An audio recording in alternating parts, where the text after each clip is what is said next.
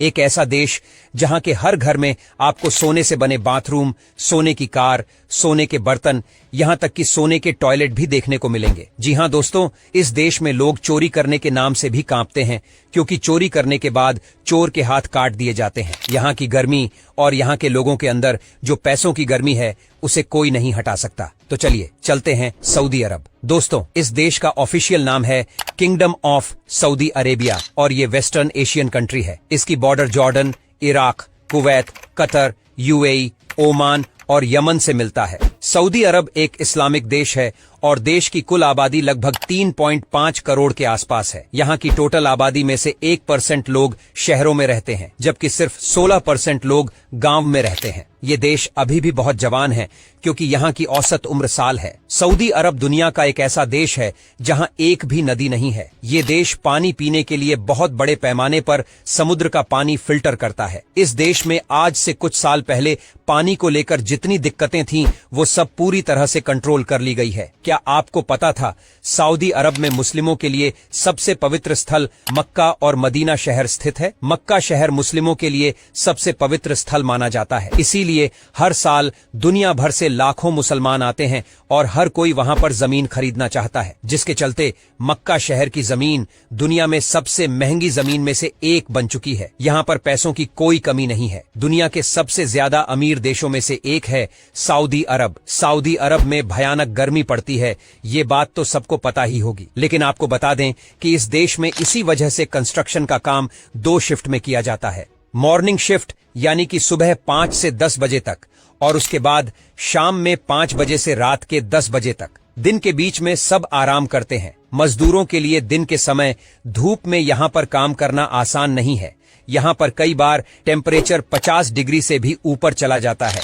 जहां तक बात रही सेफ्टी की, तो यह दुनिया की सबसे सेफेस्ट कंट्रीज में से एक मानी जाती है। सऊदी अरब में क्राइम नाम की चीज है ही नहीं, क्योंकि जैसा कि मैंने आपको बताया कि जिसने यहां पर गलत काम किया उसे सीधे जेल भेज दिया जाता है। यही वजह है कि इस देश में चोरी की घटनाएं नहीं होती हैं, क्योंकि चोरी करने वालों के हाथ नहीं बच पाते। अब भाई, यहां पर ऐसे में कौन रिस्क लेगा? वैसे यह तरीका सही है, क्योंकि जब तक क्रिमिनल के अंदर डर नहीं होगा, तब तक गुंडागर्दी कम नहीं हो सकती। आपको बता दें कि सऊदी अरब अपने देश में दुनिया का सबसे ऊंचा टावर बना रही है, जिसका नाम है किंगडम टावर।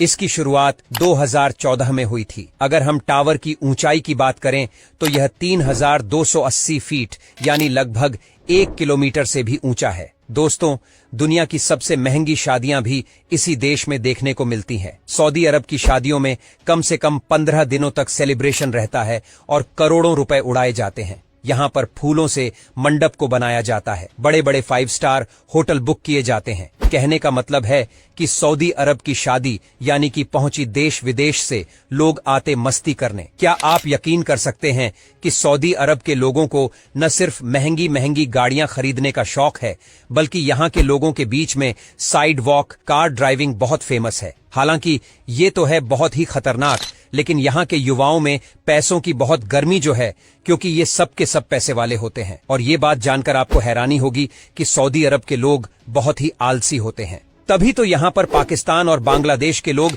सबसे ज्यादा नौकरों का काम करते हुए आपको नजर आएंगे। साथ ही दोस्तों, इस देश में महिलाओं के लिए बहुत कड़े नियम हैं, जिनमें से एक ये है कि इस देश की महिलाएं अपने पति से बिना पूछे विदेश यात्रा पर नहीं जा सकती हैं। कहने का मतलब ये है कि यहाँ पर जैसा पति कहता है, वैसा ही पत्नी करती है। ये इस देश का एक बहुत ही बड़ा ड्रॉबैक है। लेकिन क्या ये कहेंगे, जहां पर लोगों के पास इतना पैसा होता है, वहां पर कई बार महिलाओं को परेशानी भी होती है। दूसरे सऊदी अरब का 5% हिस्सा रेगिस्तान यानी रेत से ही भरा हुआ है। लेकिन आज ये देश कहां से कहां पहुंच गया है, ये सब तेल की देन है, और दुनिया का हर देश इस देश की तरफ उम्मीद की नजर से ही देखता है।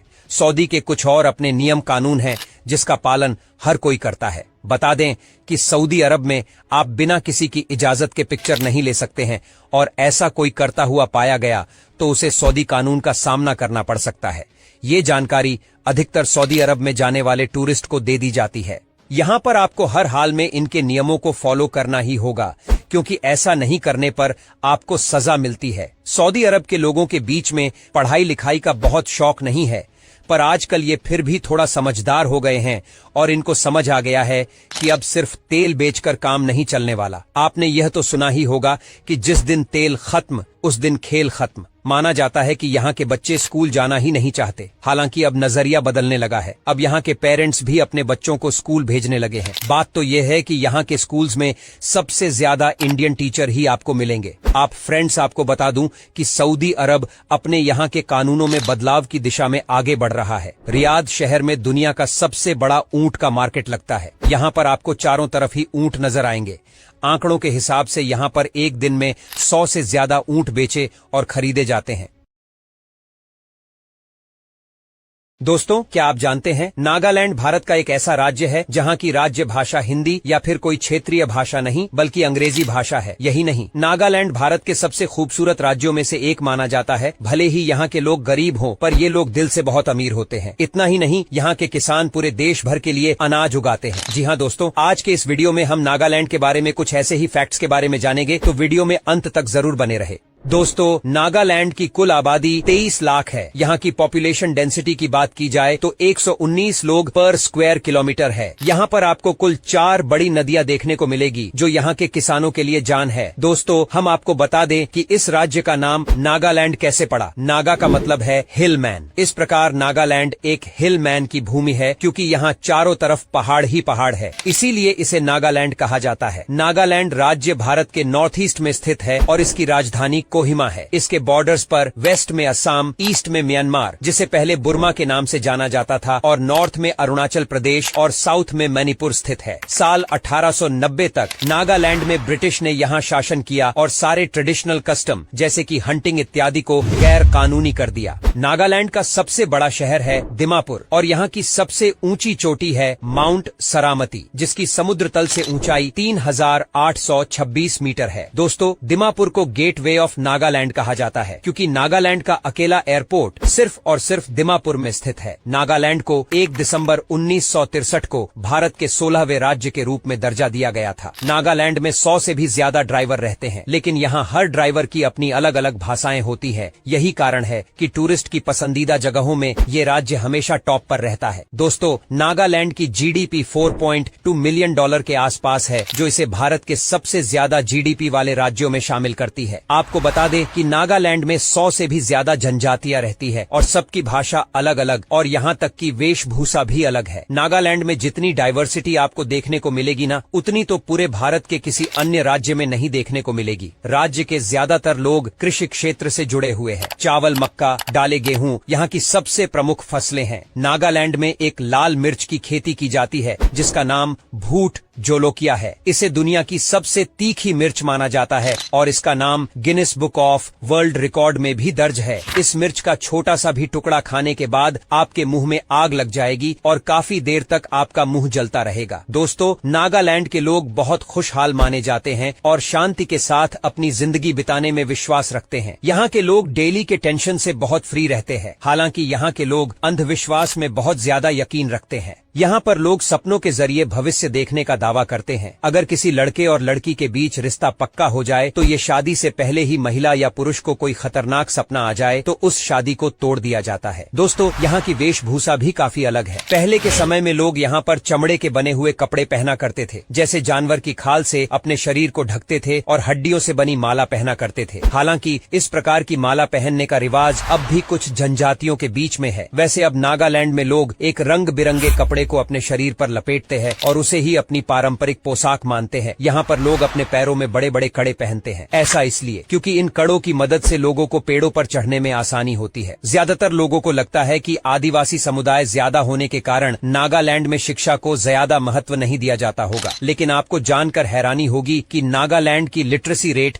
लगभग 90% है। जी हाँ, यहाँ के आदिवासी लोग अपने बच्चे को स्कूल में जरूर भेजते हैं। माना जाता है कि नागालैंड में आज भी ऐसी कई जनजातियां जनजातियां हैं जो नरभक्षी हैं और वहां आम लोगों को जाने की अनुमति नहीं है। हैरानी की बात तो ये है कि नागालैंड में जाने के लिए भर्तियों को भी इनर लाइन परमिट लेना होता है और यहाँ पर कोई भी बाहरी व्यक्ति जमीन नहीं खरीद सकता। और इस राज्य में पटाखों पर तो पूरी तरह से बैन लगा हुआ है, क्योंकि पटाखों से एनवायरनमेंट और प्रकृति का नुकसान तो होता ही होता है, साथ ही कई जनजातियों के लोगों को ये लगता है कि उनके ऊपर कोई बाहरी लोग हमला कर रहे हैं। जी हाँ, इसीलिए वो कभी कभार आक्रामक रवैया अपनाते हैं। यहाँ पर विस्की, रम और बियर के अलावा अन्य प्रकार की सभी शराब पर बैन लगा हुआ है। चूँकि नागालैंड में ज्यादातर लोग मांसाहारी हैं, इसलिए यहाँ के बाजारों में कुत्ते से लेकर सूअर तक सभी जानवरों का मांस बिकता है। नागालैंड के लोग कुत्तों का मांस तो बड़े ही चाव से खाते हैं। इसके अलावा यहाँ मंडियों में मेढकों को टब में रखकर बेचा जाता है। इसके अलावा घोंघे, चूहे, बतख, केकड़े और कबूतर, खरगोश, भेद्दा ऐसे बहुत सारे जानवरों को यहाँ पर मंडियों में बेचा जाता है। इसके अलावा कई अन्य कीड़े मकोड़े खाना यहाँ के लोगों को बहुत ही पसंद है। मंडी के दूसरे छोर पर फल और सब्जियों का मार्केट लगता है, लेकिन नागालैंड के लोग फल और सब्जियां खाना बहुत ही कम पसंद करते हैं। शायद इसीलिए फल सब्जी को किसी दूसरे छोर पर लगाया जाता है। दोस्तों, नागालैंड के लगभग 85% लोग ईसाई धर्म को मानते हैं। वही हिंदू, मुस्लिम, बौद्ध और जैन धर्म के लोग भी यहाँ रहते हैं। यहाँ पर आपको कई चर्च और मोनेस्टरीज देखने को मिलेंगे। नागालैंड की राजधानी कोहिमा से लगभग 390 किलोमीटर की दूरी पर स्थित लोंगवा नाम का एक गांव है जो म्यांमार के बॉर्डर पर बसा हुआ है। इस गांव में लोग किसी भी प्रकार की सीमा रेखा को नहीं मानते हैं और आसानी से लोग यहाँ से म्यांमार में एंटर कर जाते हैं। लोंगवा गांव के मुखिया के घर के बीचों बीच से बॉर्डर जाता है जो भारत और म्यांमार को अलग करता है। मजे की बात तो ये है दोस्तों कि कई लोगों के पास यहाँ पर दो देशों की नागरिकता भी है। आज के समय में लोंगवा में लगभग 5200 लोग रहते हैं। लोंगवा के नजदीकी में कोयनक जनजाति के लोग रहते हैं जो पूरे नागालैंड में सबसे खतरनाक जनजाति मानी जाती है। इस जनजाति की परंपराएं बिल्कुल अलग है। एक समय में यहाँ पर लोग पड़ोसी कबीले में जाकर दूसरे लोगों को हत्या करते थे और उनकी खोपड़ी लाकर अपने गांव में खुले आसमान के नीचे लटका दिया करते थे। जो सबसे ज्यादा खोपड़ियां इकट्ठा करता था उसे कबीले का सरदार नियुक्त कर दिया जाता था और पूरे कबीले की सबसे सुंदर लड़की के साथ उसका विवाह करा दिया जाता था। लेकिन अब इस परंपरा पर सरकार ने रोक लगा दी है। नागालैंड को लैंड ऑफ फेस्टिवल के नाम से जाना जाता है। आप साल में किसी भी समय इस राज्य में जाएंगे तो आपको लोग किसी न किसी प्रकार के उत्सव को मनाते हुए नजर आ जाएंगे। उनमें से हॉर्नबिल फेस्टिवल इस राज्य का सबसे प्रमुख और बड़ा त्योहार माना जाता है। ये फेस्टिवल हर साल 1 से 10 दिसंबर तक चलता है। इसमें लोग जमकर मौज मस्ती करते हैं और लाजवाब ट्राइबल फूड्स का मजा उठाते हैं। ट्राइबल पकवानों में सबसे ज्यादा खाए जाने वाले पकवान में अखूनी, सुख बांस के स्प्राउट और पोर्क आदि शामिल है। इस त्योहार में लोग अपनी पारंपरिक वेशभूषा पहनते हैं और मिलकर जमकर नृत्य करते हैं। चावल से बनाई जाने वाली खास देसी शराब भी इस फेस्टिवल के दौरान खूब पी जाती है। हॉर्नबिल के अलावा टुलूनी फेस्टिवल, यमसी फेस्टिवल, सेक्रेनी फेस्टिवल भी नागालैंड के प्रमुख त्योहारों में से एक है। तो चलिए अब बात करते हैं नागालैंड में घूमने लायक मनमोहक जगहों के बारे में। वैसे तो ये पूरा राज्य ही आपको अपनी ओर आकर्षित करता है। हर मोड़ और हर समय आपको नया दृश्य देखने को मिल जाएगा। हर छोटी से प्रकृति का खूबसूरत नजारों का आप लुत्फ उठा सकते हैं। अगर आप रंग बिरंगे फूल देखना चाहते हैं तो आपको यहाँ की वैली का सैर जरूर करें। यहाँ की वैली में जहाँ तक आपकी नजर जाएगी वहाँ तक खूबसूरत फूल ही फूल आपको नजर आएंगे। इसके अलावा मोकोकचुंग नागालैंड का सबसे पुराने गांवों में से एक है और ट्रेकिंग के शौकीन लोगों के लिए यहाँ की चापू चोटी मुख्य आकर्षण की बिंदु है। ये नागालैंड की दूसरी सबसे ऊंची चोटी है और इस चोटी के कारण ही नागालैंड को नॉर्थ ईस्ट का स्विट्जरलैंड कहा जाता है।